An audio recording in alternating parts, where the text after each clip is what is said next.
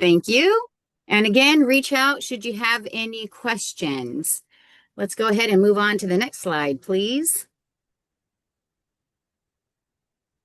All right, as we know, we have like a warm up and or an energizer, and I came up with this one. And just to let you know, I know we're gonna some places here across the state, we might have triple digits this week. I know we're still a little bit off to the actual fall, but I think people are getting kind of mentally prepared and waiting for fall to happen.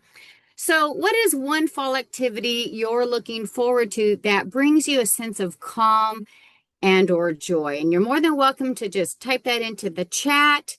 And if you're brave enough, go ahead and unmute and just share. So we'll give folks a moment. Seriously, I know I'm waiting. I'm down in the Southland and we're going to hit triple digits this week, but I can't wait. Oh, decorating. Pumpkin patches. Yep. The leaves in the east. Yes. Take some time to head back that way. I see a lot of pumpkin stuff. Horror movies. Okay. I'm waiting for someone to say, what is that fancy coffee that people do right now? Or I don't know if it's already come out yet. Rain. Yes, Kate, that's true. Cooler weather. Can't wait. Changing leaves. Yes. That's it, Manuel. Thank you. Pumpkin spice. That's the one. Folks are getting ready for that.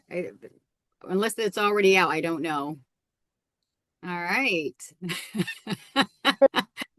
We're at our first convening. I think we did a Mentimeter on whether people like pumpkin spice or not, and it wasn't very popular. I was kind of, because it's such the popular thing, but I thought that was really funny. I Hey, still remember that, and there was a lot of like chatter and debate on pumpkin spice. funny. I always like to do the spectrum of either A, you love it or you don't love it. What are those little Exactly. Yeah. corns or candy corns? Either you do or you don't. I Um, don't know. Trick or treating. But that's true. Oh, snuggling in my comfy sweatshirts. Excellent, Kathleen. Candy corn. Yeah, either it's a thumbs up or a thumbs down for some folks. All right, we got some candy corn folks here in the space. Indoors when the rain outside. Oh, I love that, Amber. Thank you. There's a threshold. Okay. Watching fall movies. Yes. Aw. Reese pumpkins are the best, hands down, as Jonathan says. oh yes. Okay. Going on I high. Yes.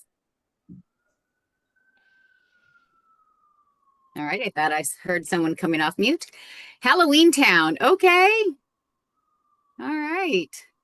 Well, thank you everybody for this fun warm-up energizing activity. And I'll go ahead and I think we're going to pass it over to Emily. Emily. Thank you, Catherine. These are great. Fall is my favorite time of year, so I love seeing all this come in and yeah, thinking about the future sense of calm that I'll have when fall is upon us. Good morning, everyone. Thank you all for being here. My name's Emily McClintock for anyone that is unfamiliar with me. I'm with PHI. If we can move to the next slide, please, Jeanette. Thank you. I just wanted to ground us all today in our objectives for the TSL, which are to provide some updates, review guidelines and expectations for the participatory learning project, which will be used to tell the story of the success of your campaigns. We'll also have an opportunity to exchange ideas among our peers in a little breakout session activity. And then finally, today we're also here to learn the what, the why, and the when of the Take Space to Pause statewide month of action. So really looking forward to spending the next couple hours together and meeting these objectives. If we can move to the next slide, please. We have an update, an exciting or quick but important update for you all regarding the upcoming in-person convening. We want to announce that the date of the convening will be on October 20th and 21st. That is a Monday and a Tuesday, and it will be taking place in Monterey, California. The theme for this convening is really around learning and networking for sustainability. So this convening is a little less youth focused and more really for the staff of your organizations.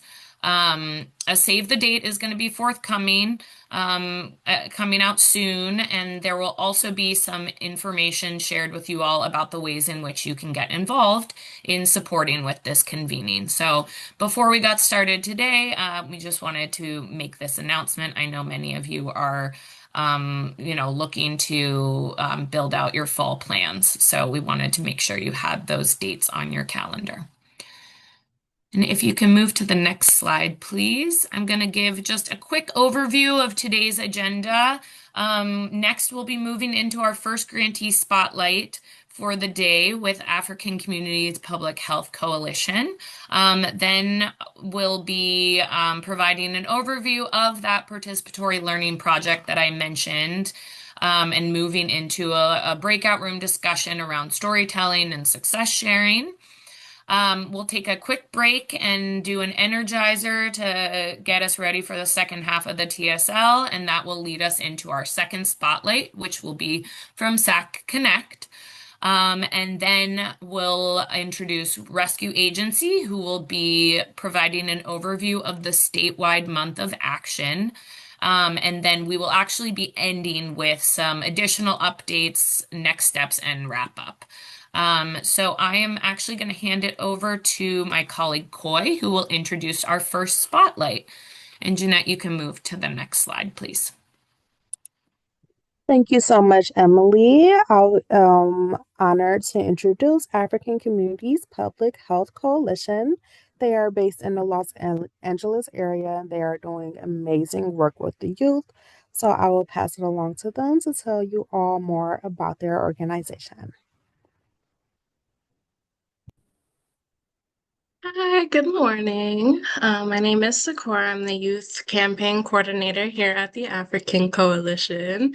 But a little bit background about us is that we were formed in 2011 when we noticed gaps within the service that African migrants and Black communities were getting, especially a lack of culturally competent, outreach, educational materials, mental health services, case management services. So we formulated with the idea that we are going to challenge the stigma, challenge the already set in notion services that Black and African communities were receiving.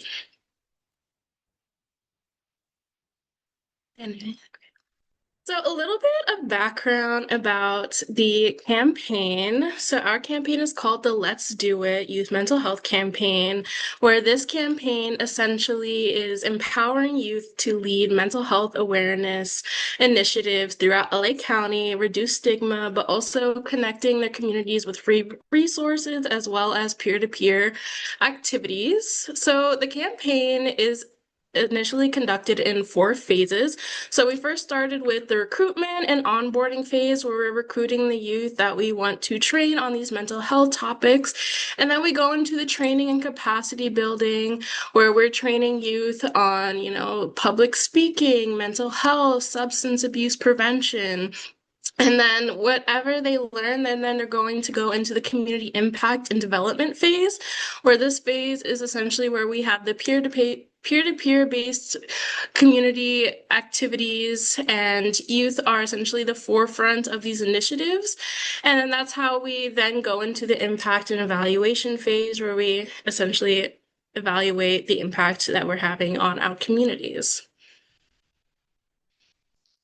So the slogan of our campaign is that your mind is your engine and you need to fuel it to get to your destination, hence the logo being a stoplight. So our main key points that we want youth to take away from this campaign is that, green light is the prevention. So providing communities with education aimed at mitigating the risk of mental health issues, while also identifying early what their contributing factors are and that there is prevention. But the overall standard is that, we want them to know what mental health is, also so what mental illness is and how they correspond with each other, and also how we can prevent massive, essentially prevent massive disruptions in overall livelihoods. And then the next is the treatment phase, which is our yellow light, which we're equipping communities with the necessary tools to pursue mental health treatment, and that it is obtainable, and that we are also service providers on, mental health services, and that treatment is obtainable, especially through a culturally competent lens. While we're also destigmatizing seeking assistance, seeking help, and also forming community through the different phases of our campaign. And then lastly is our red light. This is when, we need help. Recovery, that's when we aim to connect communities with resources that promote health and wellness, and emphasizing and destigmatizing the notion and the recovery is unattainable, especially when it comes to, marginalized communities. There's a lot of stigma surrounding mental health, substance abuse, and this campaign really aims to really destigmatize that and, provide our communities with the resources that they need. So our campaign goals is overall promoting mental health awareness, but we're so much more than that. We are training and educating and empowering with the goal of 25 youth.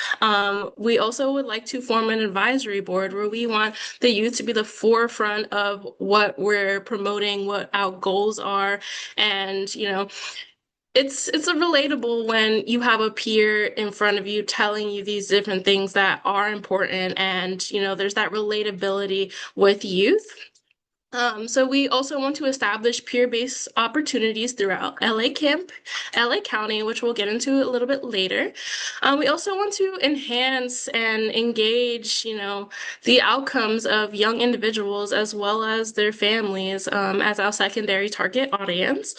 And then we also want to develop community partnerships aimed at effectively servicing youth. So connecting with you all, and then connecting with a lot of our surrounding local nonprofit organizations is how we are effectively able to service the youth that we are trying to engage, empower, and reach. So our first phase was the recruitment phase. That involved a lot of tabling, a lot of outreach, and a lot of opportunities that we sought to reach where youth are at. This is essentially, doing this by engaging, through resource fairs, community partnerships, as well as media platforms. So essentially, we were able to engage and reach 150 youth across LA County. And through that, we have a 67% consent rate, where over 100 of those youth that we essentially outreached and engaged about the campaign were taking that critical first step of filling out the consent forms. So essentially, the consent forms allows them to know essentially what their role is as a youth ambassador, getting consent of participation, photos, all of those essential steps to what our overall mission is. And then you see some of these pictures. We have different tabling. We have recruitment events where we're talking about mental health, reaching out with different schools, and just engaging youth wherever we have a presence. So then goes into our training phase. The main thing within our training phase was taking those youth that completed consent forms and then getting them into training. So our training essentially consisted of 4 trainings that included, the first is what is a youth mental health ambassador, what is this role and what is this program? What are we doing? We taught them about public speaking. We taught them about outreaching. We taught them about social media, outreach, and engagement. We're giving them skills not only to be able to be in their communities, but also outreaching and getting the resources that they need, but also giving them skills that, make them employable, that make them, have a better outcome within their life. And then our next training included social emotional learning. What is social emotional learning and how, what is community advocacy? How can you advocate for yourself? And then our third training included how to be an active bystander. So all of those topics essentially underlined, what are the different treatments available? What are, different mental health disorders? What is a substance use disorder? And then we also had one of our community-based partnerships come in and do a Narcan training, a CPR training, as you see in the talk, where all these youth, 40 were actively participating in at least one of these training sessions, which is over 1 in 4 youth that were recruited. And then 57.5% of those youth who began the training completed, leading to 23 fully trained youth. Yet through some difficult, life situations, some of our youth graduated, different occurrence. So we almost met the objective, yet we do have 12 active youth ambassadors and 4 youth volunteers. And all youth who completed the trainings, they got a certificate, of recognition. And we'll get a little bit into that a little bit more into our next slide. So this is our community impact development phase. Essentially, this is where we are outreaching and getting into the community. This is kind of where we are right now, where we are just getting our name out there. We are on the ground, grassrooting efforts, really getting into our community so they know what we are, what we stand for, and how we're promoting mental health. So far we had 2 youth-led community events, where you see in the corner we had a coping with confidence workshop held by our youth ambassadors, and then we had an art of finding yourself workshop, as you can see on the left. And these were successfully hosted by our youth, and we also had an active presence at 3 resource fairs across LA County. We were also able to establish pre and post surveys to prepare us for our evaluation phase of the campaign. Also to measure our impact, are the youth retaining what they need to retain to be able to teach their communities about mental health and substance use awareness. We also were able to reach hundreds countywide, just overall awareness about campaign. And that's really important within this phase because the more aware our communities are, the more, active participants we have in our events. We also were able to establish over 6 community-based organization partnerships, from treatment centers, the Core Center, all of these different centers that were able to either allow us to have a venue there to host our meetings, or they were coming in giving presentations to our youth, or at one of our events. For instance, the Coping with Confidence workshop that we had, we have a partnership with a yoga studio where they help us and give community different free yoga sessions. So just finding all of these different resources ourselves is how we've kind of been able to implement that throughout our communities.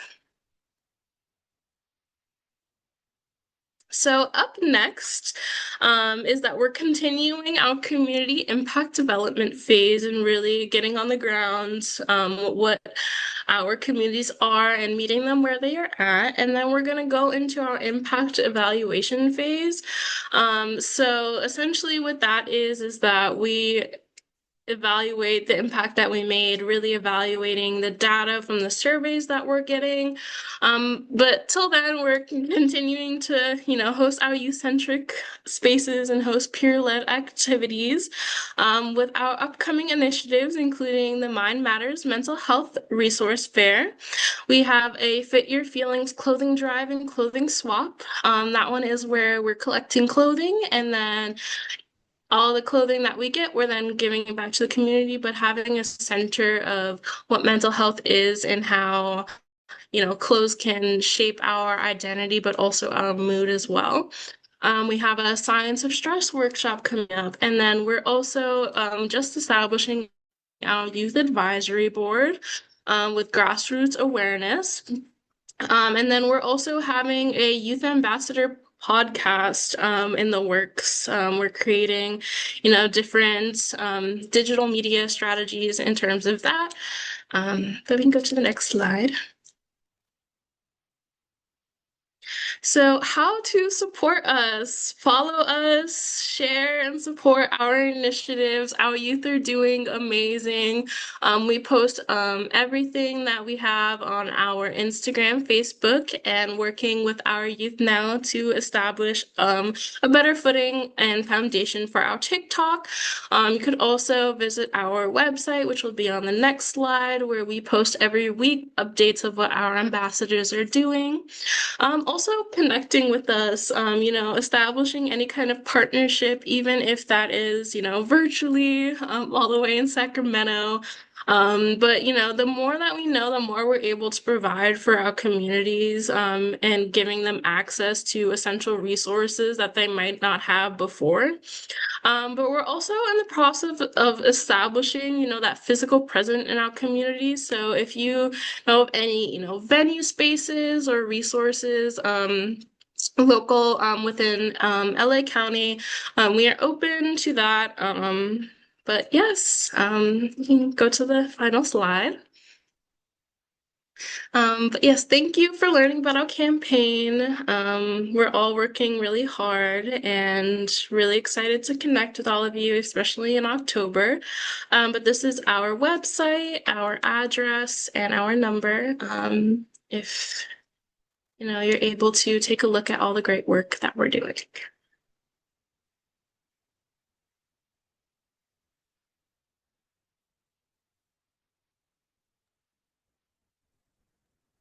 Thank you so much, Sakura. That was wonderful. It's great to learn and it's very impressive, everything that's going on in the youth involvement. And I love those t-shirts too. So, Thank you. does anyone have any? Yeah, this is great. Thank you so much for sharing. And just the concept of the lights too and having hearts. It's very creative. Does anyone have any questions or comments?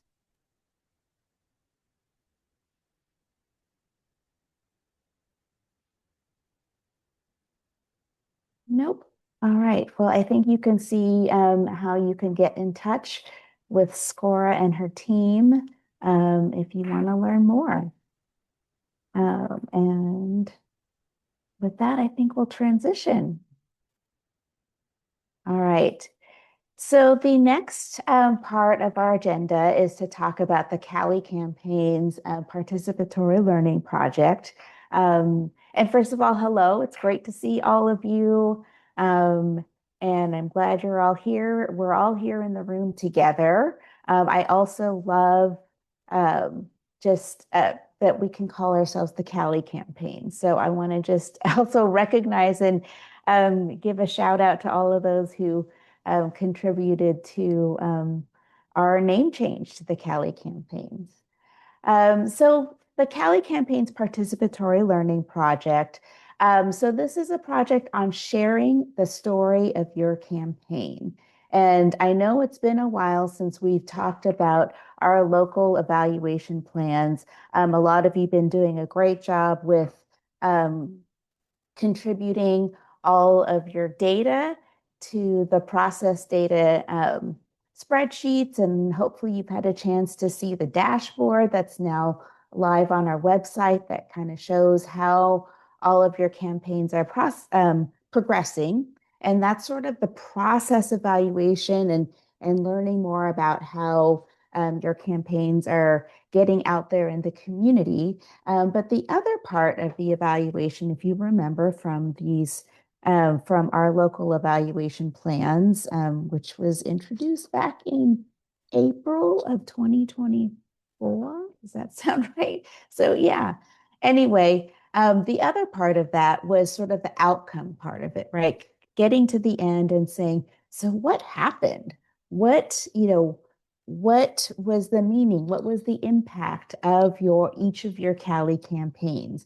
And so that's what we're going to talk about today. We're going to sort of go back to that and talk a little bit more about that concept. And now that all of you have all of you have launched your campaigns and it's out there, and you guys are promoting it and disseminating your messages. Now I think it's time to think about, wow, what kind of impact is my campaign making in the community?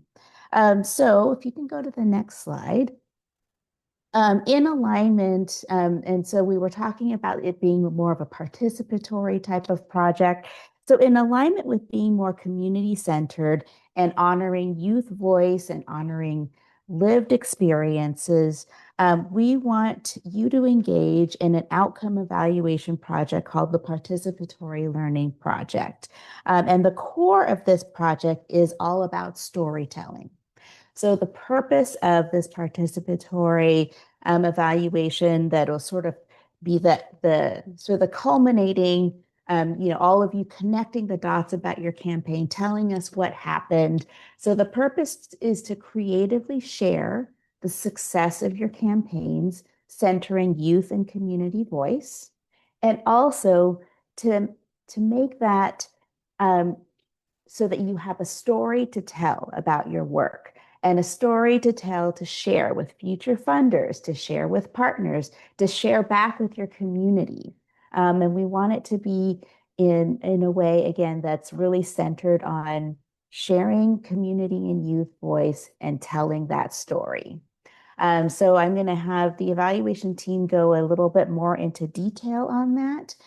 But we'll give you a chance to think through the concept. And so we have a due date of October 31st for the concept of this sort of final evaluation project. And that your project, this will be due on April 30th of 2026. So you have plenty of time. This is sort of the end. And think of this as really sort of your final report to us. We'll be collecting some, typical data that we do for our final reports, but this is essentially your final report for this grant, is sort of connecting the dots and telling the story of what happened. Like, why does it matter? You'll see later, there's kind of the saying that, good data tells what happened, but a good story tells why it mattered. And so that's kind of the theme of this final evaluation and learning project that we are calling the Participatory Learning Project. So with that, I think I'll hand it over to my evaluation team.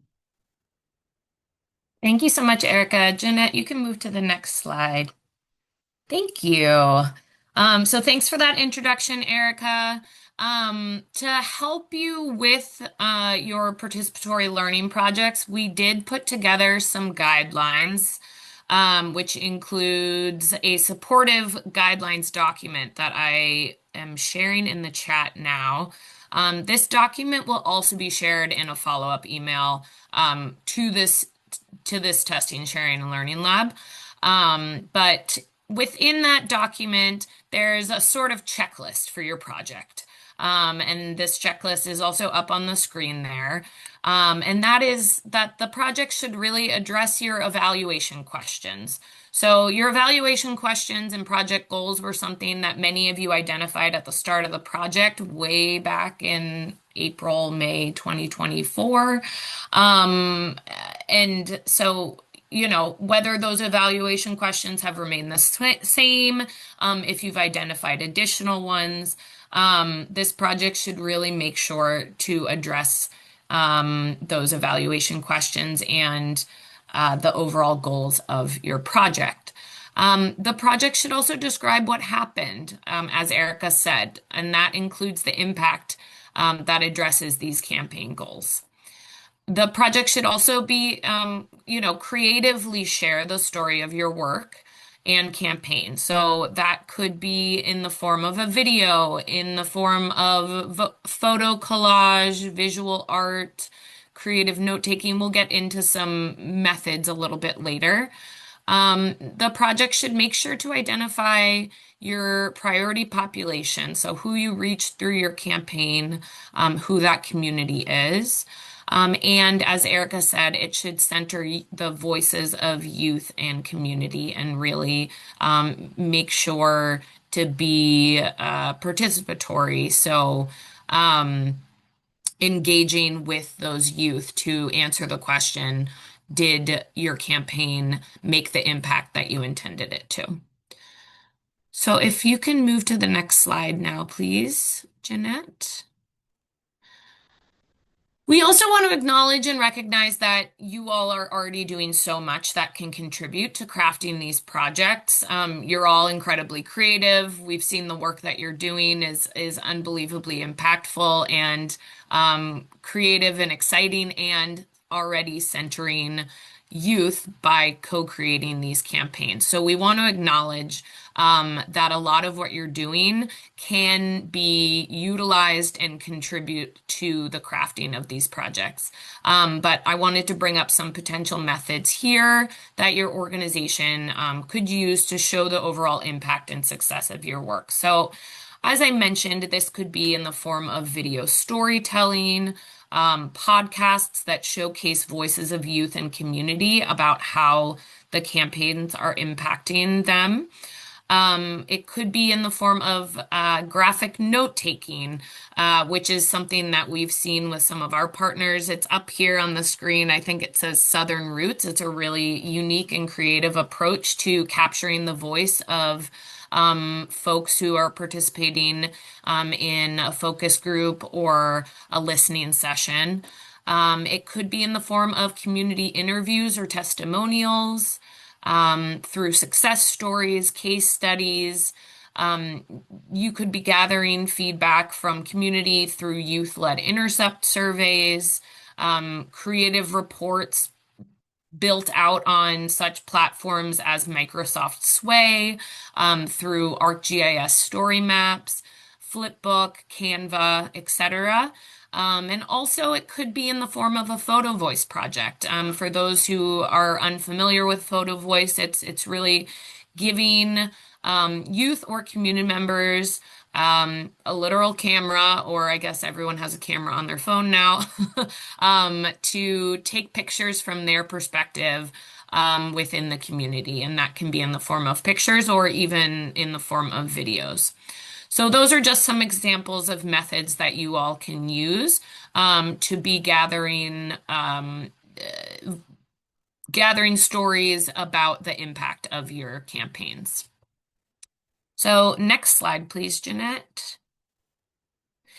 On the screen here is the timeline for this project. So Erica went over this a little bit, but as she mentioned, to get the ball rolling, we're asking your team to put together a concept plan and submit that to your TA provider by October 31st. The guidelines document that was shared in the chat includes a concept plan worksheet at the end of it to help you through this process. And then the actual project itself will be due on April 30th in this upcoming spring. And then we also just want to acknowledge that the final convening will be an opportunity for you to share your project and really showcase the success of your work. So when you're putting this together, think about, how that might play out in sharing back with all of the grantees here in that showcase space. And if you can go to the next slide, please. So just some quick tips for beginning the process of this work. I mentioned it before, but revisit your evaluation questions and overall campaign goals. And that can be through looking at your evaluation planning documents and logic model that you developed in the spring and summer of 2024. Also, making sure to check in with your youth and community on whether the campaign is reaching its goals, and then documenting that feedback, centering their voices. Using some of those methods that were just talked about. Make sure that the project includes some data that can be qualitative and quantitative, and it can include the data that you're already, working to gather and share with Sentient Research. We recognize many of you are already in the process of your evaluations. And we don't want to discount the important data that you're gathering there. But we also want to acknowledge that there are opportunities to gather some qualitative data that you might not even be considering as data. So like photos, video testimonials, and other forms of feedback that can really be crafted into this participatory learning project. Your project can also incorporate data from the process data collection sheet that you're all inputting your data into, that's going into the data dashboard. For example, how many events that you held, your social media posts, and the number of followers you have, So incorporating any of these data points can be important for telling the overall story of your campaign. And then finally, start planning now. Make sure to utilize the concept plan worksheet that was shared in that guiding document. I'm also going to be sharing a storyboard worksheet that Erica just mentioned in the chat. And just give me one moment while I pull that up. Here we are. And so utilizing this storyboard worksheet is another way to help you get started. And then finally, rely on your TA providers to support you through this process. We will all be adding this to our own agendas for our monthly TA calls. And we want to make sure that we are being as supportive as possible through this process. Yeah. So next slide, please, Jeanette.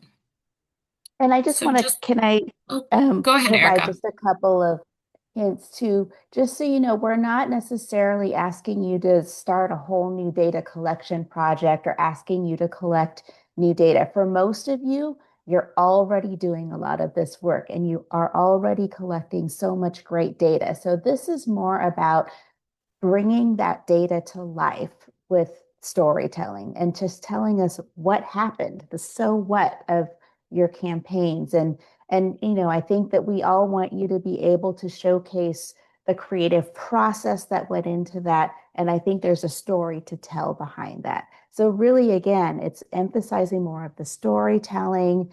You don't have to go through the trouble of collecting all new data. You've already been working in partnership with Sentient on a lot of the data collection. So, take that data and bring it to life with a story. So just wanted to let you know that that's also what we're advising and recommending.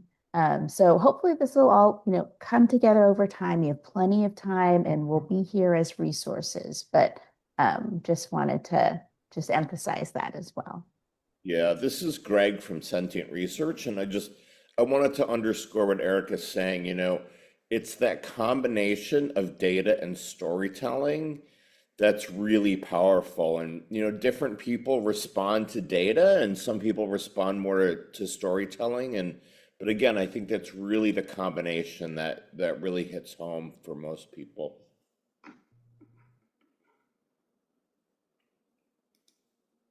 Exactly. Yes. Thank you so much, Erica and Greg, for clarifying that and for reminding folks that they're already doing the incredible work of gathering important data, and this is really about telling that story.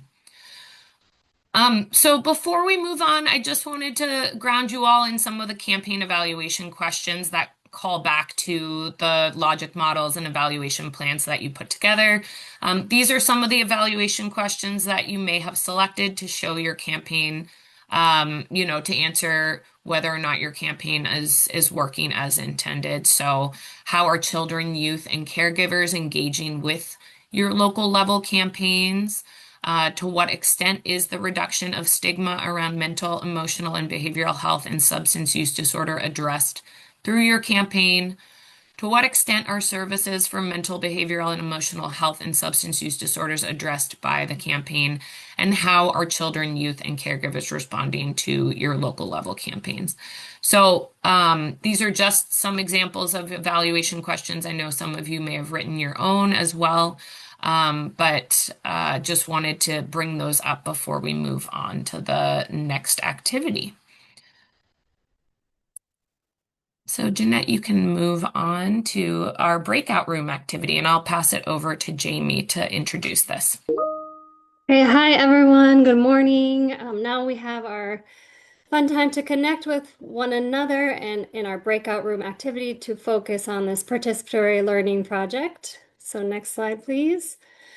As you know, we will break out, today we'll break out into random groups that will be facilitated by our TA providers. We'll have the opportunity to discuss this, exchange ideas for, what story do you want to tell in regards to your project that reaches youth. So next slide, please. And this will be our prompt for today. Make sure, it's been a while since we last connected. We've had a few summer months in there, so please take time, introduce yourself, your project, your organization, how things are going. And then also, just let's focus on sharing some ideas that you may have or are already doing to creatively tell the story of your campaign. Some other ideas here are to consider how you will include youth and community voice, and then how you will include that data, whether it's qualitative, quantitative data you're collecting in collaboration with Sentient or otherwise, and then just what story do you want to tell? So next slide, please. And now we will get ready to jump into our groups. You should be automatically assigned into one of our 6 rooms. And here we go. Thank you all. Yes, thank you everyone for rejoining. I know my group had some wonderful conversations. We're going to take a 5-minute break now before we come back for an energizer and move into the second half of today's TSL. So if folks can return at 11 a.m., that would be wonderful. Hopefully y'all had a little mental rest. We're going to do a quick little physical activity energizer before we jump into the next portion of today's call. Real quick, I'm just to take a pulse. If you've ever done cardio drumming, give me a thumbs up in the reaction. Just want to see if anyone's ever done this. Erica, I see you've done. Yeah, you've definitely done it. Anyone else here done cardio drumming? Okay, I'm not seeing a whole lot, so this is cool. Cardio drumming is kind of an adaptive physical activity to engage. You can do this sitting, you can do this standing. It's for all ages and abilities. But what we're going to do, what I'll ask for you all is to, if you feel comfortable and able to stand, I would recommend standing behind your chair, and I would recommend grabbing 2 drumsticks, which you can get creative with what that looks like. It could be a highlighter and a pen. It could be 2 pencils. If you got 2 chopsticks, whatever you feel will work as great drums. Make sure you have a little bit of room around you so that you won't, trip or fall on anything. But we're going to follow along with this video. It's a great, it'll get your heart rate up and we'll get that blood flowing, and then we'll be ready to go and jump into the next portion of today's agenda. So I'm going to go ahead and have, if we can hit play on the video and just follow along, follow me, and have fun.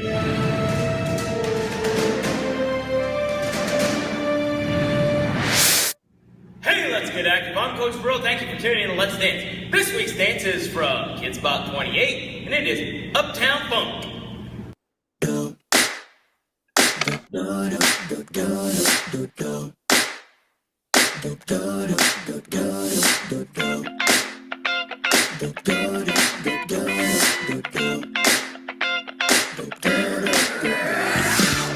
hit that ice cold, Michelle Pfeiffer and White Gold.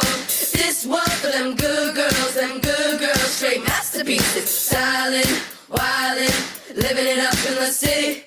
Got Chucks on with Saint Laurent, gotta kiss myself, I'm so pretty. I'm too hot, hot yeah. Call the police and I'll fight, man. I'm too hot, hot yeah. Make a dragon wanna retire, man. I'm too hot, hot yeah. Say my name, you know who I am. I'm too hot, hot yeah. And I'm banging about that money. Break it down. Girls hit you hallelujah. Girls hit you hallelujah. Girls hit you hallelujah. Cause Uptown Funk gon' give it to you. Cause Uptown Funk gon' give it to you. Cause Uptown Funk gon' give it to you. Saturday night and we in the spot. Don't believe me, just watch. Come on.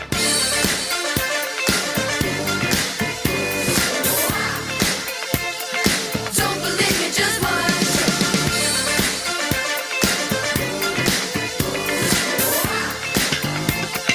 Don't believe me, just watch. Don't believe me, just watch. Don't believe me, just watch. Don't believe me, just watch. Hey, hey, hey, oh, stop. Wait a minute. Fill my cup, put the water in it. Take a sip, sign a check. Pull it up, get the stretch. Right to Harlem, Hollywood, Jackson, Mississippi. If we show up, we gon' show out. Smoother than a fresh drop, skip it. I'm too hot, hot yeah. Call the police and I'll fight, man. I'm too hot, hot yeah.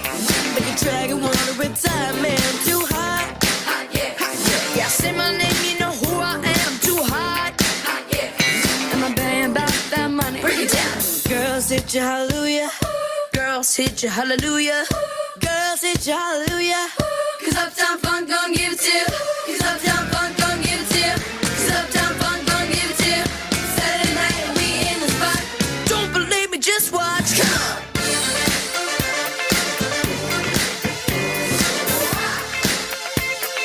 Don't believe me, just watch.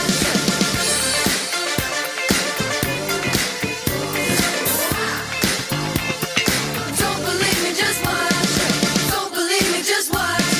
Don't believe me, just watch. Don't believe me, just watch.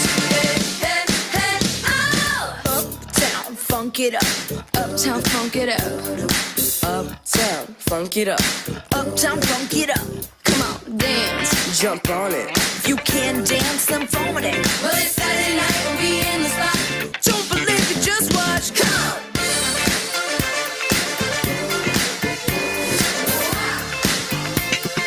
Don't believe me, just watch.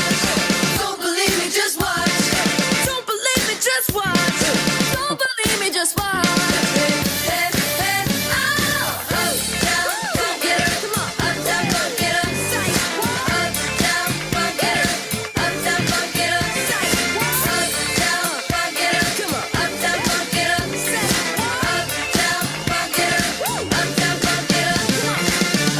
Uptown, funk it up. That is Uptown Funk from Kids Bop 28. And I'm Coach Bro reminding you to keep on moving.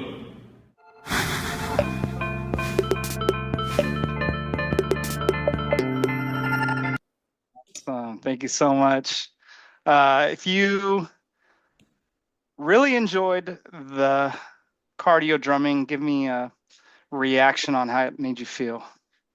All right. Well, as those reactions come in, I'm going to go ahead and transition us to our next grantee spotlight, which will be with SAC Connect. So I have the pleasure and the honor to work with Kayla Green, who leads their space program and has been a wonderful project manager and implementer for this program. So I'm going to go ahead and hand it off to her. Good morning, everybody. Can you hear me? See me great? I'm outside. So hopefully everything goes fine. Once again, I'm Kayla Green. I'm the program supervisor for SAC Connect. And yeah, let's get it started. So our SPACE program stands for Substance Prevention Awareness and Community Engagement. Next slide, please. SAC Connect was founded in 2018 by two Black female licensed clinical social workers named Shanice and Shanae. That's where the SAC stands for. We are located in Sacramento, but the SAC doesn't stand for Sacramento. It stands for Shanice and Shanae. We're a therapeutic and wellness organization, and our mission is to increase access to mental health opportunities, programs, and education in the Black community. And our vision is to provide cultural awareness and wellness focused services that promote social emotional development and strengthen families. Next slide, please. We provide 4 types of services. Our main service that we provide is youth development programs, which is where our SPACE program will fall underneath. We also have another program, or multiple programs, but one's also called our Youth Connect program, and that is in partnership with different high schools and middle schools in the Sacramento and Elk Grove Unified School Districts and other districts, in which we focus on the 8 dimensions of wellness and help them develop coping skills. You know, there's some tutoring thrown in there and some academic, you know, development, basically all the things they need, but we focus a lot on the mental health aspect. And we also have another program called Icon.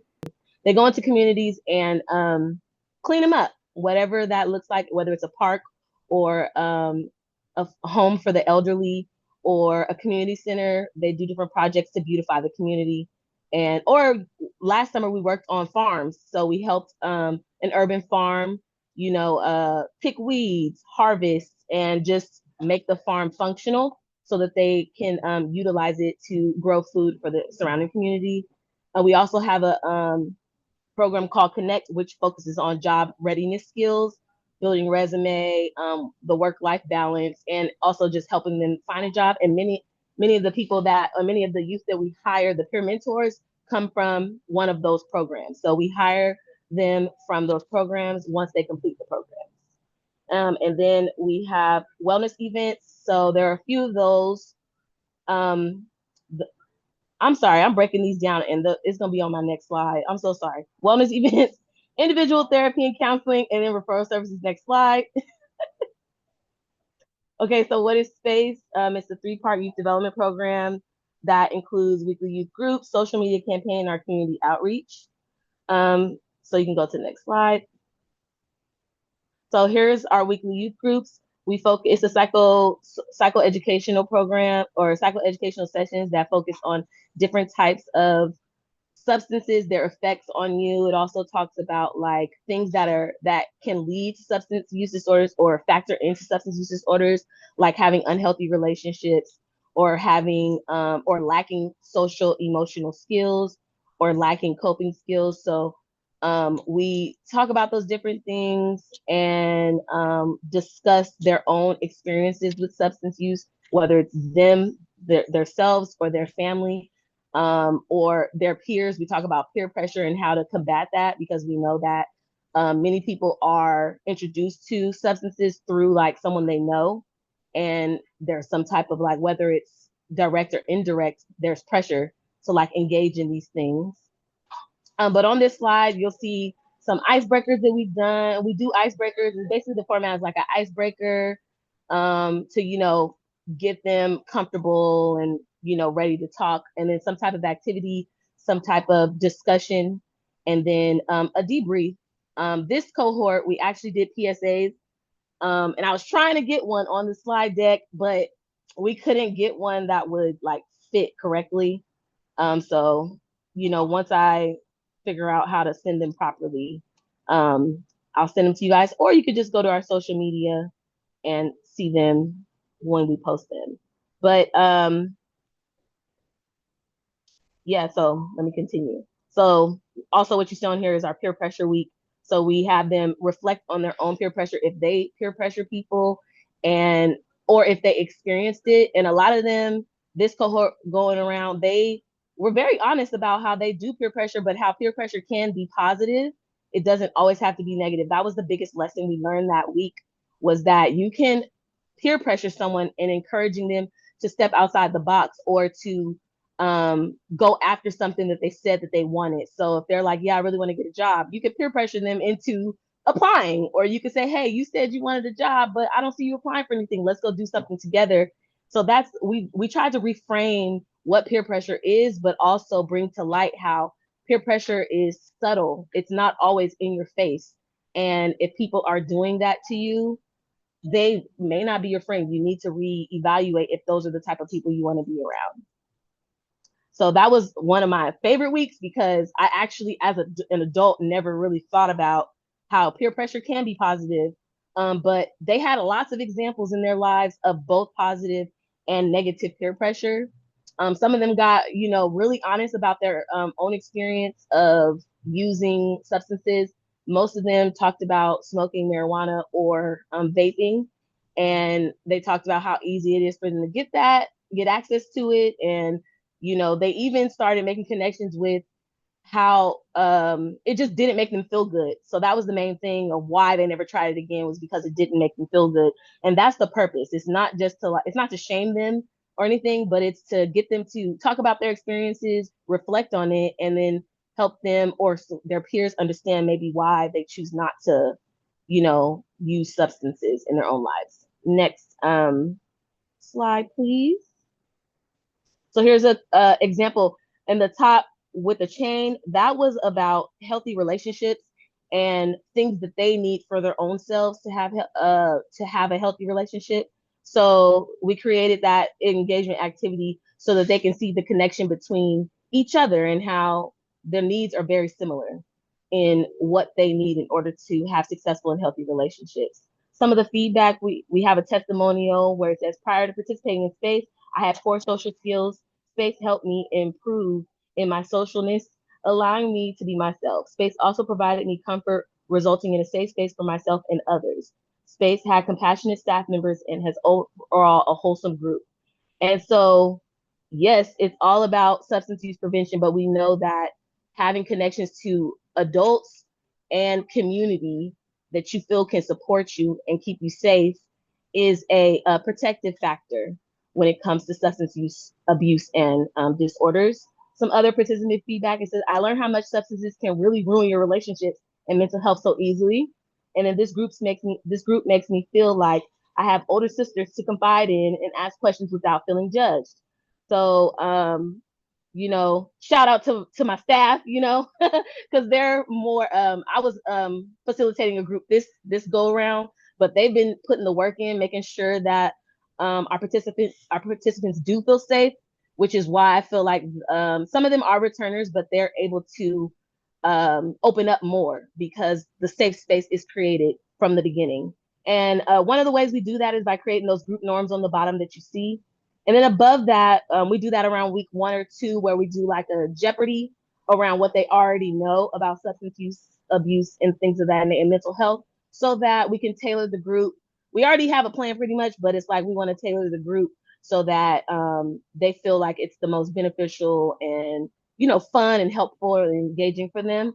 Our group format is and that's a picture of 2 of our participants. They painted with like puppy paint some flower affirmation pots where they can plant.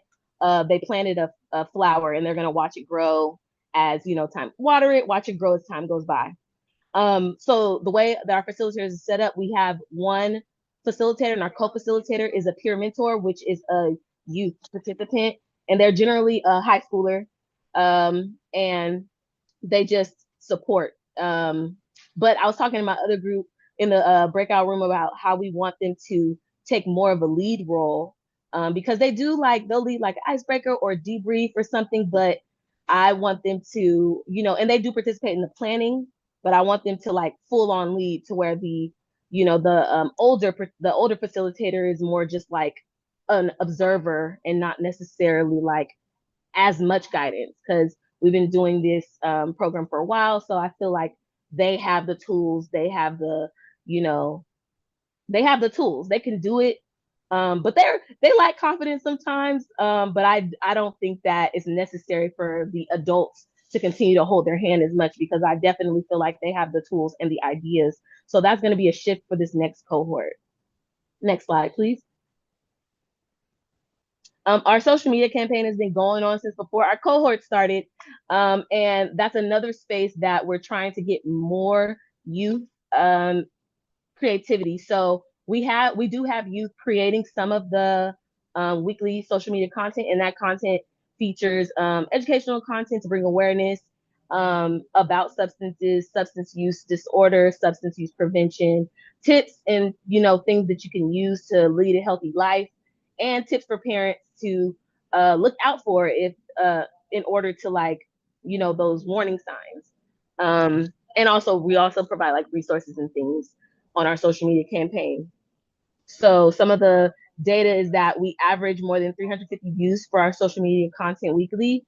That's specific to this grant, and we average 10 likes per post. And then one thing we did try was having polls where it was like we would do a lot of educational stuff, and then it would be like a test your knowledge type thing, or Mythbusters type things. And we had minimal engagement, so we're going to try to figure out more creative ways to get people to engage with the polls, because it is a great way to like see what you already know, or to change your mind when you think something about a substance or how things work.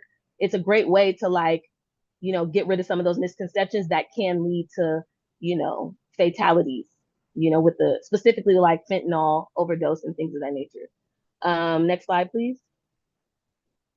So here are some of the campaign, or some of them that we posted so far. So it's educational. We talked about how marijuana, because kids don't understand, from what my experience, that marijuana actually impacts your brain. They think it's the safe drug and things of that nature. So this one really, we talked about marijuana one week, and they were like, their eyes were just like, what? Because they know a lot of people who do use it, even at school. And so just seeing the lights go off in their head to help them understand that you can't just do anything and there'll be no consequences. And I think that these are just great ways, not just for the youth, but also for their parents to see, because we do know in our community that sometimes using certain substances is approved by parents. And so we know that the peer pressure doesn't always come from like one of your teenage friends. It can come from like older siblings or even parents. So this was a great way for us to show this is what's happening to your brain when you're using these different things. Here are some tools to wean off the nicotine. One of the deadliest opioids on the market talks about fentanyl, which is one that is increasing in impact, negative impact, specifically in Sacramento. A lot of youth overdosing, and it's linked to their use of like marijuana. So, and they don't always know that it's there. And so, yeah.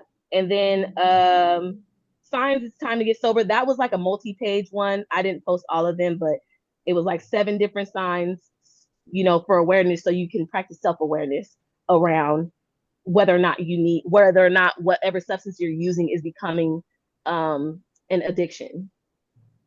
And then once again, signs of cocaine use in, this one is more so like if you're not the person using the cocaine, how you can support someone who may be using it. Next slide, please. Really nice. Can I just offer like one, and I know these are done, but just like one suggestion for maybe future use? And I know that this drug is not technically an opioid, but it's increasingly being used with opioids and with fentanyl, and it's xylazine, and it's really bad. Yes, Yeah. we actually just posted about that this month. That's our focus, and I did not know about xylazine, and I was xylazine, and I was very shocked that, first of all, it's sorry, quick side note, it's a drug for animal sedation. It's used by vets, but a lot of people are using it. A lot of times powder form needles, and it is being used in fentanyl, and people think that you can use Narcan to reverse the effects of xylazine, but you cannot because it's not an opioid. But the recommendation is that you still give the Narcan because it will reverse the effects of the fentanyl that's normally utilized with it. Right. So yes, amazing. I would have to agree with you there, because I was like, I didn't had no clue about it until this month when we started doing some research about it. So yeah, thank you so much for that. Yeah, and if people have Um, seen the photos of like the wounds that people get, I mean, yes, it the is ulcer. Hmm. terrifying. Yes, skin, what is it called when skin necrosis? Skin Yes. necrosis Yeah. is one that is, so your flesh is just dying because you're using something that's meant to sedate horses and things, not, it's not for human consumption. No. So yes, thank you so much for that. Yeah. And then like our last part is community engagement, which is the one I personally like the most, because it gives the youth plan these community events 100%. They plan them. If they put a theme on it, they choose what they want to do. And that's the our one part of it. That's a community event that we do at the end of the cohort or the 10-week cohort. And then we also have community outreach where we go to different community events and recruit or, push our information about substance use prevention and intervention. And then we just sometimes we table and sometimes we just attend. And then all the wellness events that the youth plan and host are free to the community, and we generally have like some activities, food, and different things of that nature. Can you go to the next slide, please? Okay, and so here's a picture of that. That video will play next, but I just want to talk about some of these. So one that I really loved, that the kids came or that the youth came up with was the paint and create. And so basically, we had a bunch of art supplies inside and outside, and people just could come and create. We had food; they were serving food. We had music. We had raffles, and it was a time for everyone to be inside, outside, around community, expressing themselves through art, because we know that art expression is a way to cope, which is a way to avoid using substances. Then they had a summer fun filled day where they basically had a lot of different outside activities, um, a lot of activities for the kids and the parents, like relays. We had jumper, we had food, we had barbecue going on, we had hula hoops, jump rope, different things like that. Then we had a fall family fitness festival, and that was more like family fitness challenges. So it reminded me of, like, I don't know if some people remember, like on Nickelodeon when they had those families do all those little obstacle courses and things like that, and falling in the. We didn't have any where they were falling in slime, but it kind of gave that feeling of like that Nickelodeon show. And then we had a Jingle Bell Rockin', and that was all holiday themed. They had art, they had cookie decoration, hot chocolate, food. We had someone, he goes by Hot Jalapeno. I can't remember. Oh, I think his name is Jabari. And basically he does kids music about social emotional learning, bilingual, speaking Spanish, math. And so he came, and Jahari's World, thank you. He came to that, and we collaborated with a community center out in northern Sacramento to put that one on. It was a great turnout. They gave out books. We gave out books. We had some gifts as well. Santa came, all that good stuff. And then our Juneteenth and the Unwind and Uplift, those are two community events that we tabled at and participated in to spread the word about what's going on. And then the video, if someone could click it, it's just a quick little video about our latest one that we just had a couple of weeks ago. Was our back to school skate night, where we gave away free backpacks and school supplies. We had food, and I think we had like maybe 7 or 8 raffles. And yeah, and Jesse was there. So that was a nice treat as well. Okay.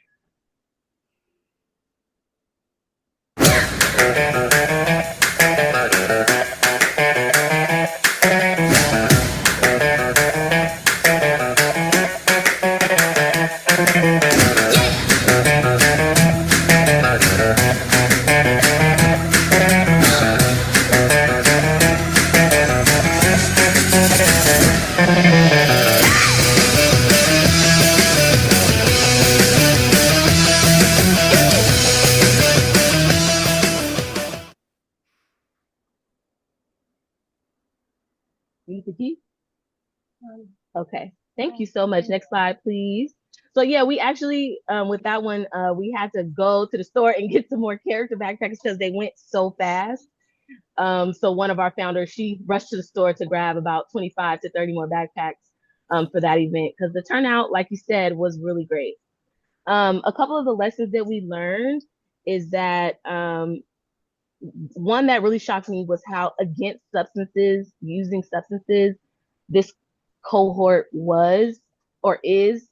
Um, because I do see, in my own life and just the push to use substances specifically for that age group, but they are against it. A lot of them are adamantly against it. But they lack the tools to navigate it when they're being pressured into using it on a daily basis. So that's something that we want to incorporate more into our activities within our cohort. And then the feedback from each cohort has led to more engagement through activities, group work, and presentations. We actually use sentient feedback around how to increase or not increase it, but change the information we're gathering in our post surveys to make it more meaningful.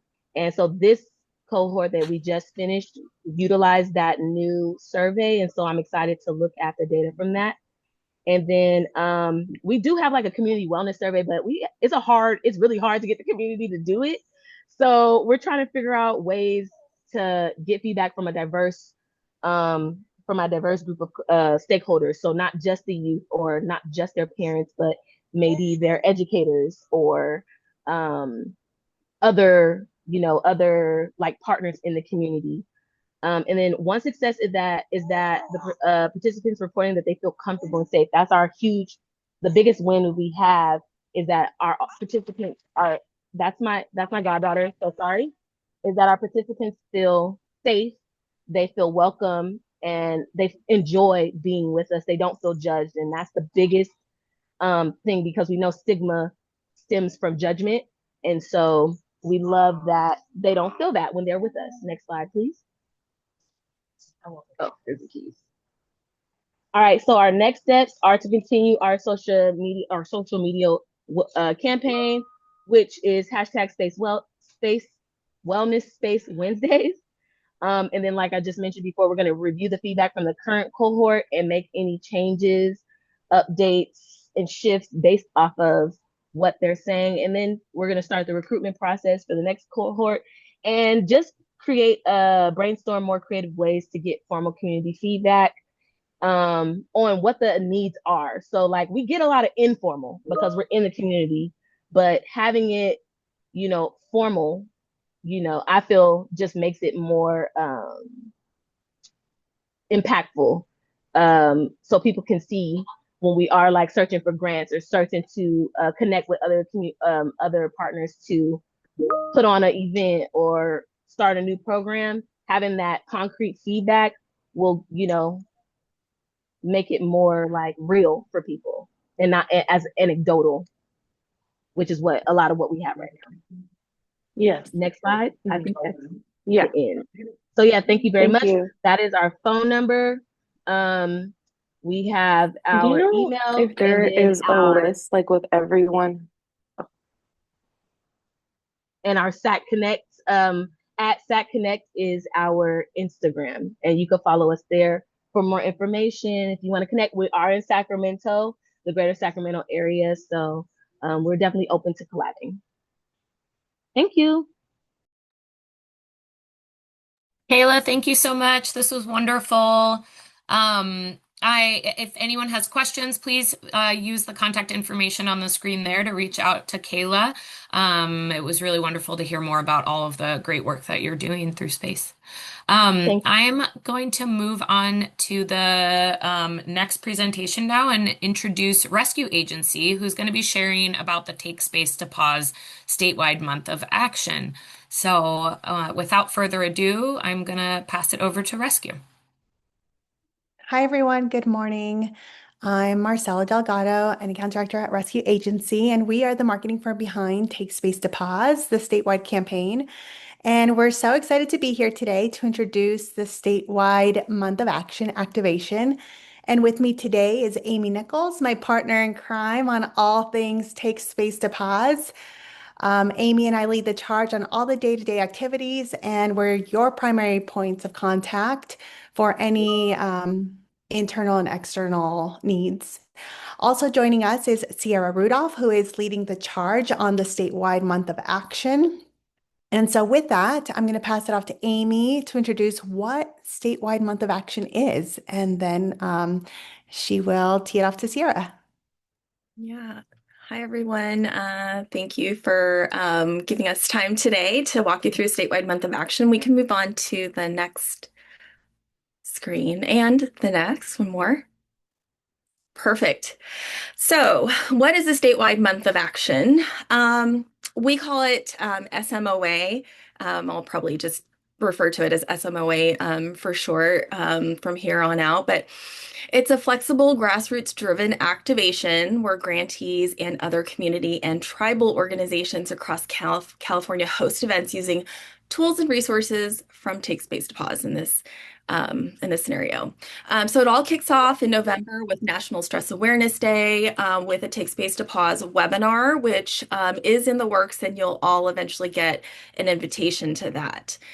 From there, SMOA continues throughout November, and then again, it'll return in May for Mental Health Awareness Month. So then why is it a whole month? And as I'm sure many of you are thinking, with November comes Thanksgiving, but it's about flexibility for you to choose a day that works best for your organization, your campaign, and the youth in your community, which is the ultimate intended audience for these SMOA activations. While it's a full month of action, your participation only requires hosting just one event. You can always do more if you'd like, but at minimum, one event. While the umbrella messages Take Space to Pause, every participating grantee, community, or tribal organization is supported in elevating their own campaigns as well. So the result is one unified theme, locally powered by hosts, yourselves, that builds into a powerful statewide movement for teen mental health. So on the next slide, we've included some pictures to provide some examples of what this actually means. So hopefully this will help you understand this a little bit more. So these pictures come from other Day of Action events implemented for CDPH. These were specifically CalFresh. So we're talking about statewide month of action for Take Space to Pause, but Rescue has also implemented other statewide days or even weeks of action. So it just kind of depends on the campaign and the purpose.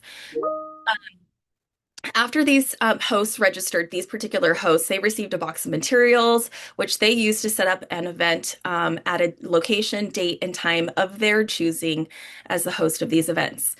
Ultimately, the goal is to make participation as low lift and turnkey as possible.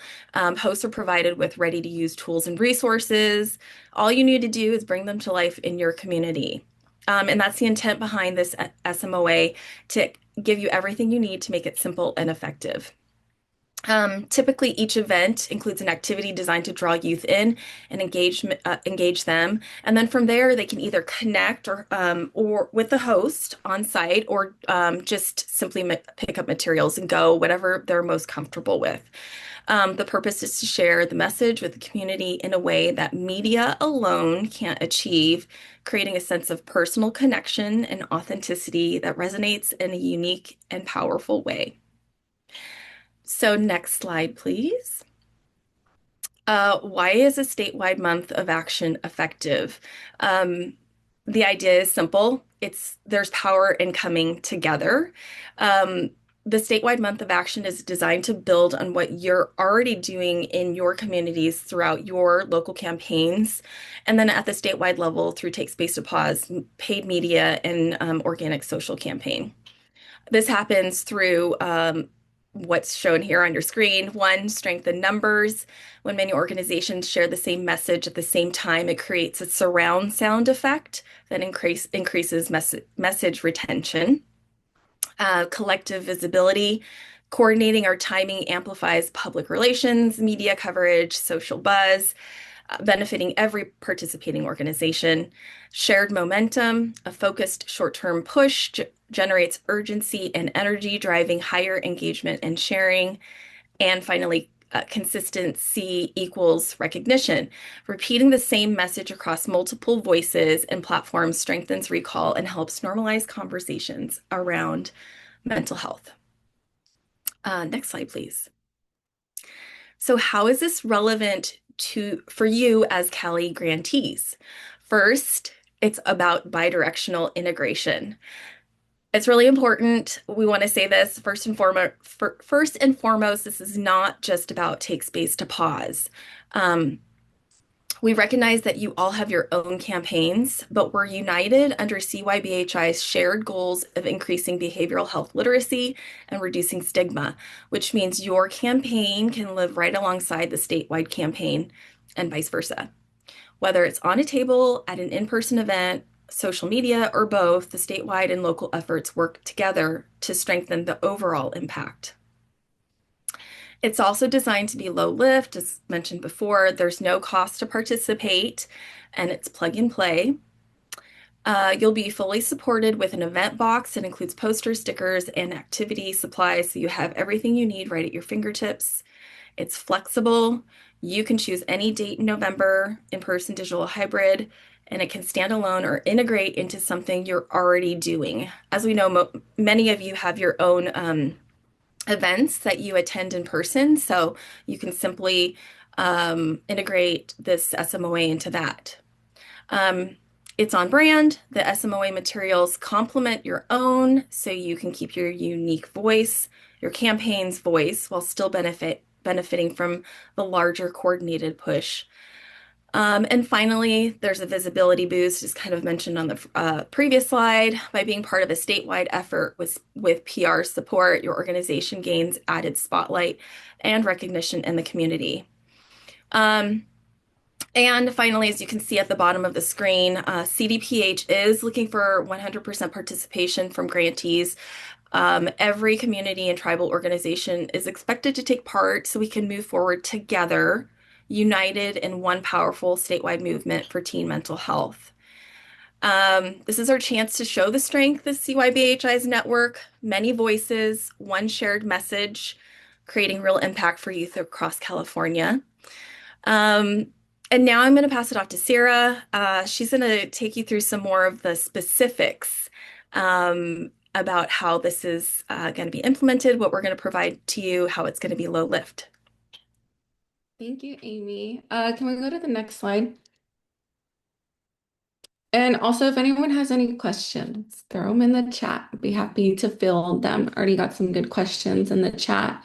So we're going to make sure that you guys are set up for success, because I know you guys are wearing 200 hats, doing the work of probably 3 people. And the last thing you want to do is figure out, how do I put together an entire event? I got a thumbs up. So seems like this resonates.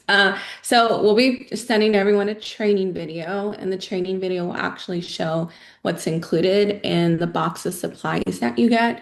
So we'll show you, use this for this, you use this, you can reference this document for this. And also here's a poster you can put up at your table when you're tabling. So we'll go through step by step how each resource is utilized. And then we'll also demonstrate the activity, if you so choose to do the activity in the implementation guide that we'll also share. It's a heart wall activity. It's really cute. It's very low lift. It's basically post-it notes that you make in the shape of a heart, and you just encourage people at the table to share something, write it on the post-it note, and then stick it to the wall. And hopefully by the end of your event, you will create a heart, and it's a nice little photo op opportunity, something you can share with others in the community, and also document the success of the campaign. So that's the heart wall installation activity, and we will definitely share more information about that, how to do it, how to structure it, and what it looks like. And then also included into that is showing you, how do I even host a table event? How do I host this? What do I say? Are there talking points? How do I get someone to come to the table and get resources? We'll share with you how to do all of that.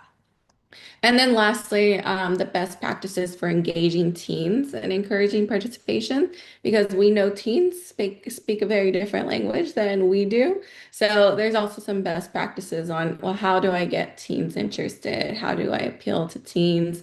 What do I say? What do I share on social media? So we'll go over all the best practices for doing that because I know that this audience is very, very specific.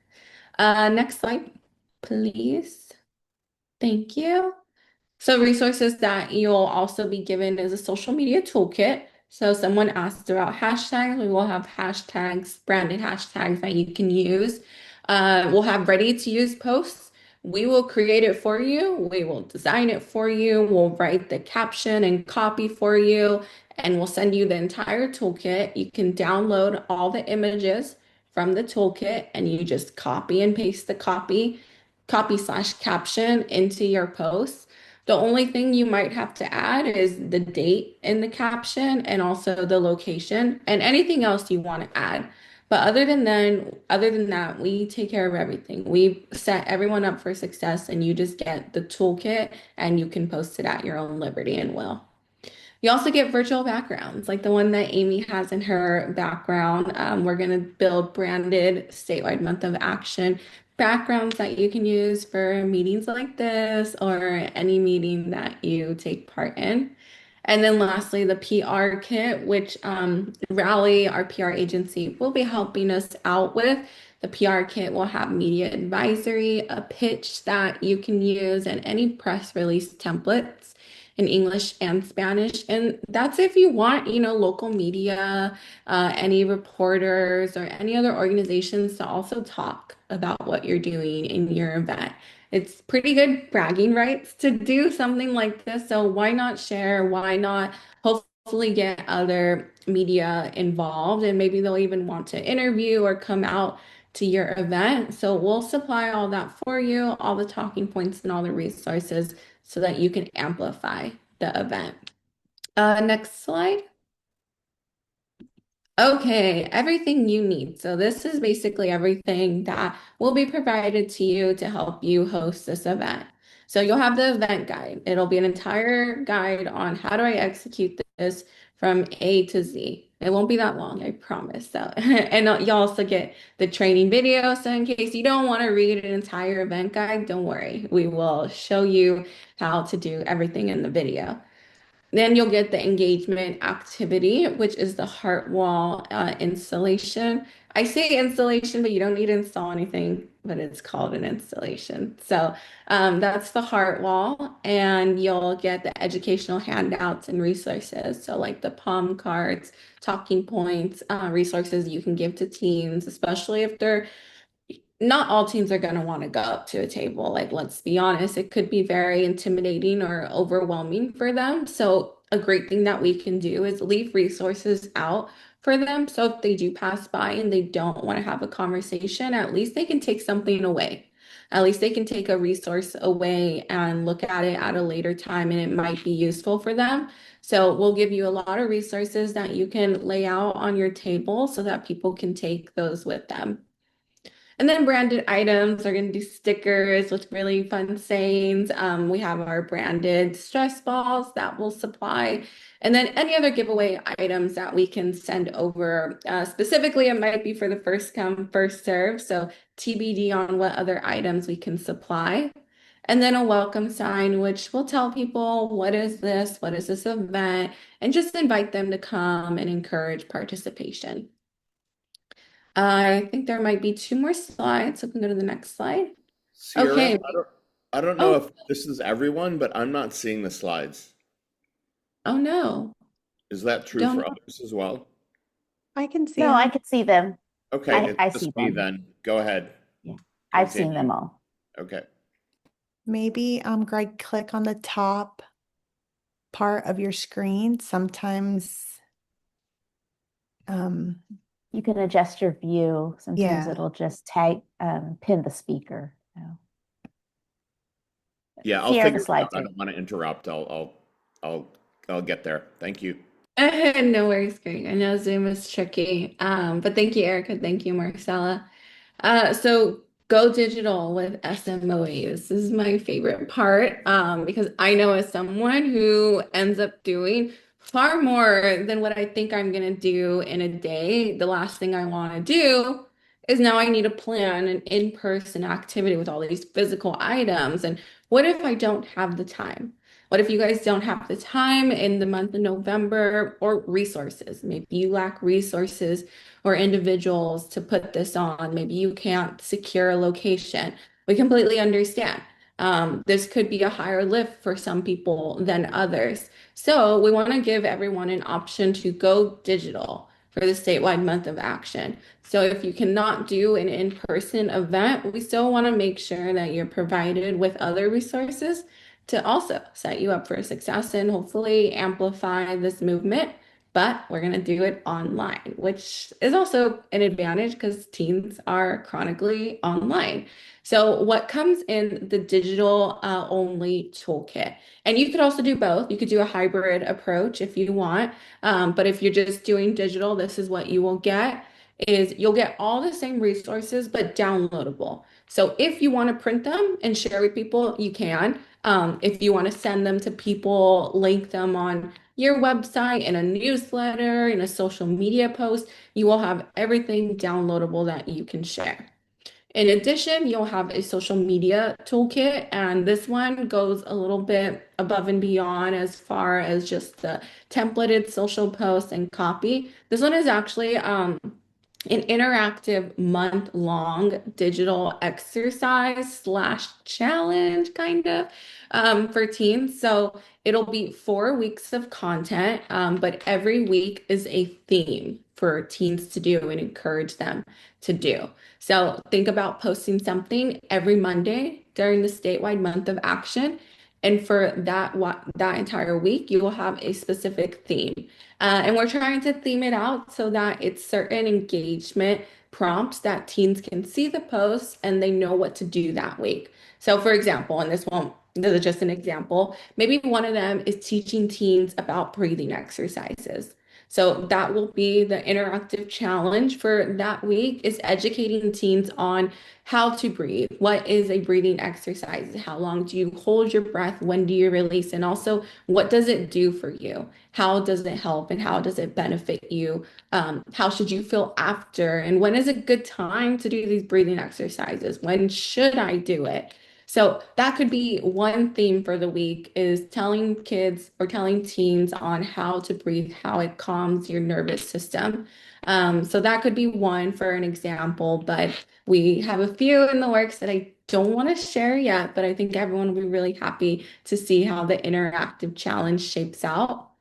And we'll also supply customizable templates about the statewide month of action so you can share with people before going into the month of interactive challenges. You can make posts that say, we're doing the statewide month of action. This is what you can expect to see on our Instagram, Facebook, and Twitter this month. And also, this is why we're doing it. And we encourage everyone else to do it too. And then hopefully, maybe organically, we will get more people participating in this statewide month of action. So, you gotta set the stage and let people know you're gonna be seeing some different content from us this month. But that's because we're doing something different and we're doing a statewide month of action. And then you'll get the virtual backgrounds that you can use that we were talking about before. And then below it just describes the weekly interactive challenge a little bit more. So posting once a week, it'll be ready to go. You will not have to do anything. The caption, the copy, the asset, the images that you get will all be a plug and play. You just have to post it. And then, like I said, each week features a simple, relatable way for teens to take space to pause. And we hope that these drive conversations, connection, mental wellness in the community, but also there's something really cool about everyone sharing the same content around the same time. It really unifies the whole entire movement and amplifies all of the voices. So that's why we thought to do this, because united, if we all share the same message, like Amy said earlier, it creates this surround sound effect. And what's a better place to do it than online on social media where teens are already organically existing on a day-to-day. Okay, next slide. All right, And that's I believe this is yeah. Thank you, Sierra. welcome. Go ahead, Amy. So hopefully with all this information, it's recognize it's been probably a lot, but I'm sure you'll receive a copy of this presentation. So we hope that this has given you a clearer picture of what SMOA and hosting an event means and your role in it. Hopefully it feels it's feeling low lift for you, whether you do an in-person event or go digital or do a hybrid option. So at this point, we just want to give you an overview of what's coming up. I mentioned briefly, you may remember when we were looking at pictures of the CalFresh day of action, the hosts registered. And so that is the next thing that you will see is a registration form. This should be coming this week. We have August 22nd. So we're on track to have that completed by the end of the week. And likely PHI CWN will be sending that to you. But essentially, the form will collect a few key details about your event, such as location, type of event, anticipated date, as best you can right now, because we realize November is a couple months away. But we just want to get a good sense of how your organizations will be participating. It should be really short and simple, taking only a few minutes to complete, because we know that you all are busy. So that's this week. And then in October, all those things that Sierra just walked through, likely somewhere around mid-October, but you'll have everything you need. The event in a box. We'll also have the digital materials as well, and the What's in the Box video. And then November is the Take Space to Pause statewide month of action. And the last thing here is the post-event survey. So December 1st, we definitely want to get this out as soon as possible after November, given upcoming holidays. But December 1st, we'll send out a post-event survey to the host. The impact of the month of action is going to be evaluated through both numbers and stories. So that's what we're hoping to gather with that host post-event survey. So we'll get more information from you about your reach, estimated youth engaged, your feedback. That's really important. We want to understand how things went, because as mentioned before, we'll have another statewide month of action in May. More details will be shared later for this post-event survey, but your input will be essential as we plan for May. So on this last slide, just want to say the Take Space to Pause team is always available if questions come up later. After today, you can email info@takespacetopause.org. Those emails go directly to myself and Marcella, and one of us will get back to you. Behind the scenes, Rescue and PHI connect often, and we work very collaboratively. So in terms of the host registration form, Rescue will receive those, but we'll continue to coordinate closely with PHI, and you'll receive updates from them, and your TA contacts will connect with you directly as needed as well. So lots of communication, but of course you can always email info@takespacetopause.org. For now, we just want to say thank you for your time. Again, it was a lot of information. We appreciate you all and everything that you're doing in your communities. We've had some wonderful conversations with some of the grantees in this virtual room, and we're just so appreciative and amazed at the wonderful work that you do. But at this point, we'll pause for any questions that you might have.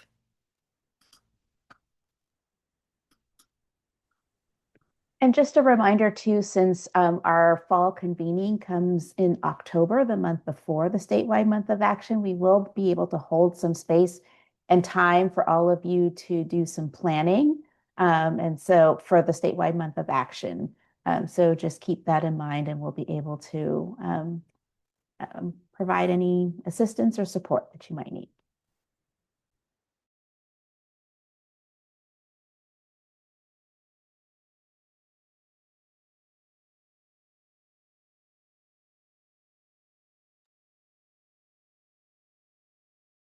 There are no questions now. We can just reach out to us as you have questions. Oh, I see one. Is there a list with every organization social media so we can, oh, so that's not relevant. But anyhow, for Statewide Month of Action, if you have questions, just let us know. But that's a great idea, Audrey. And so I think that we'll look into that. I mean, I know that on Slack, people have been posting their social media. But I think maybe we can try to organize a list for that. So that sounds great.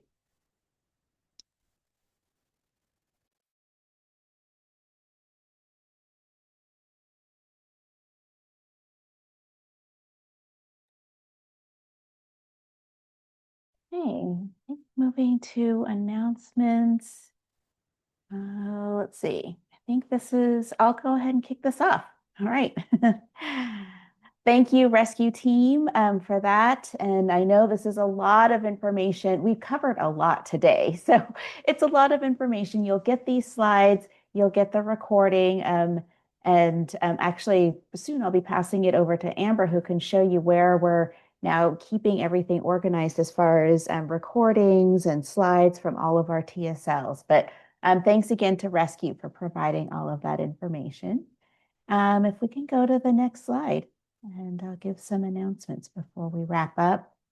Going back to what we were talking about before, when we were talking about the participatory learning project, I just wanted to run through the evaluation and reporting timeline as we're into year 3. Sometimes it's hard to keep track of so much that's going on. As you know, so many of you have been doing a wonderful job with the process data. And it's been feeding into the dashboard in a very cool way. And so maybe we'll be able to take a look at that when we get to the website announcement. But that's, as you know, that's ongoing and monthly. Just continue to update data on all of your campaign activities. As we talked about earlier, the concept for your Cali Campaigns Participatory Learning Project will be due on October 31st. And I think that you've seen now that you have a worksheet that you can use to complete that and share that with us, with your TA provider. And then I think coming up, you'll be submitting your final outcome data to Sentient Research. And so that will be in March. And there's a note that the data can be shared as raw data, as analyzed outputs, or as a report, however you want to share that, but that'll be out in October. And also know that that's data that you can use to inform your Cali Campaigns Participatory Learning Project as well. So maybe that's data that you want to bring to life as a story.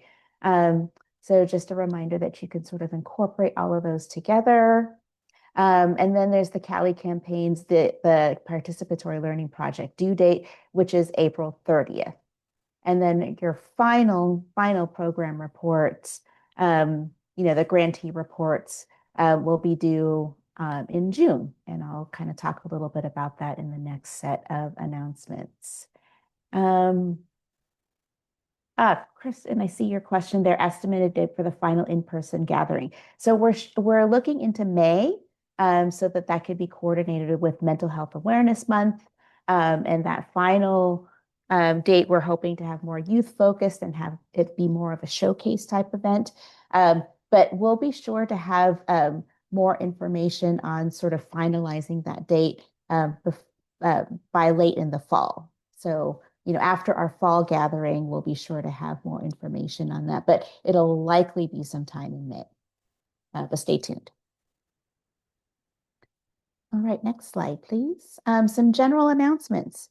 So again, just repeating that we'll have our in-person convening on October 20th and 21st in Monterey. So hold that date, and very soon you'll get more information on all of the details. It'll be at the Hyatt Hotel in Monterey. keeping in mind that this is a Monday and a Tuesday. So also just so you know that. But you'll be getting more details on that. At this point, I'd like to hand it over to Amber, who will talk to you a little bit more about our Cali Campaign's website refresh. So Amber. Thank you, Erica. Yes, so the refreshed CYBHI webpage is now live on the PHI CW1 website. These updates were designed to better showcase our collective effort. We've expanded the site from 3 to 5 pages and added several new multimedia features, including embedded podcasts, event highlight videos, guided meditation content, and Spotify playlists that can be played directly from the site. Just a few high-level updates include the Grantee Spotlights page. So each of our 28 grantees will be featured on a 2-week rotation on the Stories and Spotlights page, with all past features archived in the past Spotlights section. Our first 2 spotlights featuring Indian Health Council and Cal Pride are now live. Spotlights are also shared on Instagram via the Take Space to Pause page, which is run by Rescue Agency. We've also introduced the new youth materials section, currently featuring the Captain Empath comic book created by youth from Elso Neighborhood Educational Center as part of their Cultural Connect campaign. This section will continue to grow with youth created content. We also now have an events page, which highlights upcoming events, not only from our partners in the statewide campaign, but the grantees as well, including opportunities specifically for youth. This page was made to help better facilitate bi-directional integration and coordination. We will be reaching out to grantees soon for any additional events or materials you'd like to see featured. We also have our resources and tools page, which offers a growing library of behavioral health resources for children, teens, family, and youth serving professionals, such as toolkits, media, and research reports. And then we have our campaign hub, which is the central destination for our Cali campaign materials, including TSLs, the campaign dashboard, grant and planning documents, and convening content. So I've seen that the links have been added to the chat, so please take a few moments to explore the new pages and don't hesitate to share any feedback, event details, or youth created materials that you like to have included in upcoming updates. Great, thanks so much, Amber. I was trying to share my screen and I couldn't, but you'll see it's very cool and it's very dynamic now. There's a lot of information in there. Each of the TSLs are in there as well. So you'll be able to get links to that. Oh, wait, hold on. Maybe I can. Hold on just a sec. Oh, there. Hopefully you can see this. So through the links that you'll see in the chat, you'll get to the CYBHI page, and then you'll see here, these are the 4 essential areas. You can also navigate to those through these down here, which I'm sort of scrolling over and you'll see they're turning blue. But the stories and the spotlights, for example, you'll see Cal Pride is there. We've had Indian Health Council also featured, and you'll see the Captain Empath, and we'll start to, as Amber said, to rotate through and feature some more. If you visit the hub, here is where you'll be able to get our TSL labs. So all of them are there. You'll see tiles with each of the TSLs that were there and the ability to download those slides. The campaign dashboard, I won't have time to go through this, but this is where all of your data feed into. So you'll see them on a map, and if you hover over, you'll see the names of the different campaigns and the different grantees, and you can see sort of the trends on the activities. So again, a lot of really cool stuff, and that's very accessible. Our in-person events, there's other upcoming events, but you'll also be able to look at our in-person convenings we have videos and pictures and resources from all of those as well. So many, many thanks to Amber for putting all of this together. It was a lot of incredible work, but I think now we have a way to make all of your resources very accessible, and we cannot wait to continue to share all of the materials and resources that all of you have been creating. All right. So again, and then please don't hesitate, as Amber said, to provide her with any feedback, or if you have any content that you'd like featured in there, please see Amber and talk to her about that. You can also go through your TA provider. The Cali campaign spotlights have been launched. Amber mentioned that that's in partnership with Rescue Agency. So I think for those of you who've been spotlighted, I think you already know what that communication is like. So just stay tuned if you haven't been spotlighted yet, and we'll reach out. A quick reminder to keep your process data up to date. As I just showed you, you can check out the dashboard, which is very cool. You can see what the trends look like for all of our Cali campaigns, local events, and social media. So keep that data coming in. And I know our evaluation team really appreciates all of that. Stay tuned for guidance coming up on from the Sentient team on the implementation evaluation. There have been some really nice adjustments made to adapt to some of the feedback that they've received from you. But there's, I think, just kind of one more phase related to the key informant survey. So just stay tuned, and we'll be sure that you get all the guidance that you need for that. And then finally, and I'll keep providing more details on this, but as you know, we're in the final year of the Cali campaigns. It's hard to believe. There's a lot that happened, and even just today, we covered so much. But in regards to this final year, just a reminder that the project ends on May 31st, 2026. So you'll kind of, at least things related to this grant should be wrapped up by May 31st, 2026. This will give you 1 month to close out by June 30th, 2026. June 30th is the actual end date of the full grant. We want to make sure that you have ample time to do all the closeout and the reporting and whatever needs to be done. So I wanted to just give you those 2 dates. And as we get closer and closer, we'll provide some more details on that, but just wanted to make sure that that's on your calendar now. Erica, I have a quick question about the next 2 convenings and whether any time will be spent sort of thinking about and talking about sustainability for the grantees. Yeah, well, I don't know if you saw, but the theme for the fall convening is sustainability. So it's literally in the title. So it's on networking and learning for Cali campaign sustainability. Great. And this is kind of why, I said the project ends related to this grant, but perhaps you're going to have other ways to make sure that the campaign lives on. And so we'll have plenty of time to talk about that throughout this year.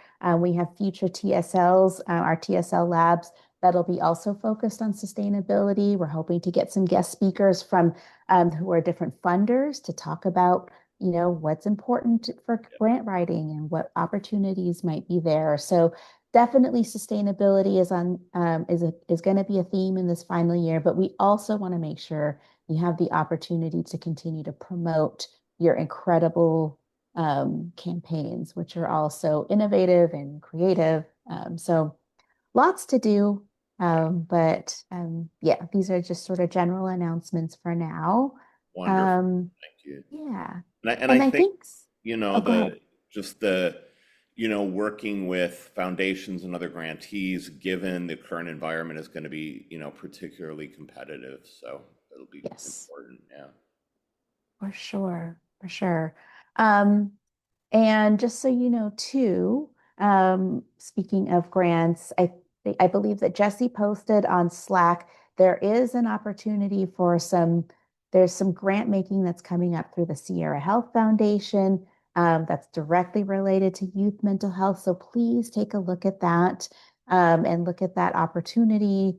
You don't want to miss that opportunity. So take a look. I believe there is the deadline will be coming up soon. So yeah, just and thank you, Jesse. He also just posted it in the chat. It's also in Slack.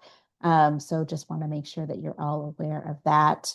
And as more funding opportunities come up, we'll send them out your way. So thanks. Let's go to the next slide.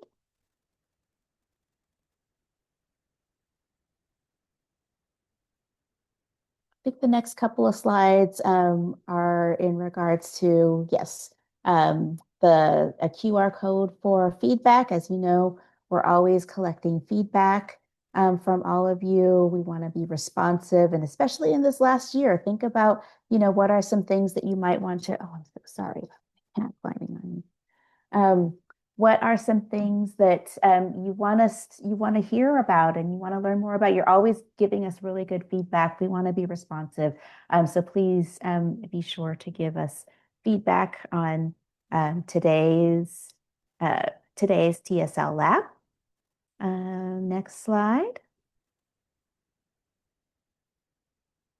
Next TSL lab will be in September. The concept for your participatory project is due on October 31st. And then also just a reminder, in between there is going to be our fall convening, October 20th and 20 and 21. And we're also, I forgot to say that we are looking for a couple of you to help us design the next convening. So if you're interested, please reach out to us. And I think that's it. So it's 11:55. We packed in a lot, but we got through it. We really appreciate all of your continued work and your willingness to share so much with us. And all of this information will be available to you soon. Take care of yourselves. I think that's the most important thing. There's a lot going on. A lot of heavy stuff going on, but it's nice to be able to come together in such a positive way. So thank you all very much and have a wonderful day.